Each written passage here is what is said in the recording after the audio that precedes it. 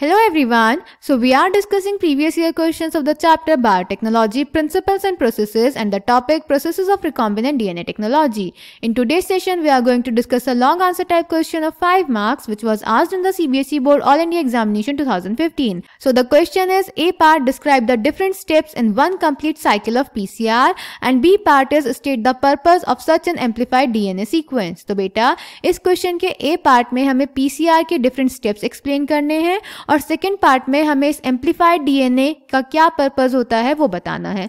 So let's check the answer. तो बेटा PCR stands for polymerase chain reaction. Polymerase chain reaction PCR में बेटा 3 steps होते हैं, डिनेचुरेशन, एनेलिंग, एक्सटेंशन.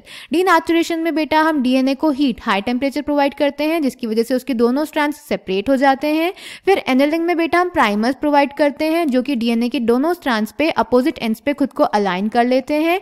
यही बेटा इनिशिएटर मॉलिक्यूल की तरह बिहेव करते हैं डीएनए के एक्सटेंशन के लिए. उसके बाद बेटा हम टैग पॉलीमरेज और डीऑक्सीन्यूक्लियोटाइड्स की हेल्प से डीएनए का एक्सटेंशन कर देते हैं और यहाँ पे पीसीआर की एक साइकिल खत्म हो जाती है और ऐसे बहुत सारी साइकिल्स चलती रहती हैं. क्लियर बेटा? कितनी साइकिल्स के बाद कितने डीएनए फ्रेगमेंट्स हमें मिलेंगे वो हम कैलकुलेट कर सकते हैं with the formula 2n where n is the number of cycles. Clear बेटा? पीसीआर को हमने डिटेल में प्रीवियस वीडियो में एक्सप्लेन किया है, उसका लिंक हम डिस्क्रिप्शन बॉक्स में पिन कर देंगे, आप वहां से जाके उसको सुन सकते हैं.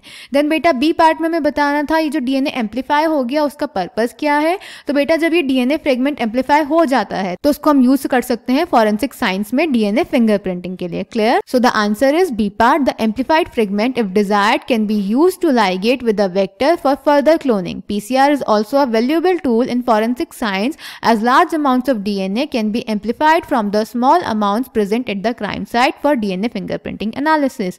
So I hope this question is clear to you. Thank you.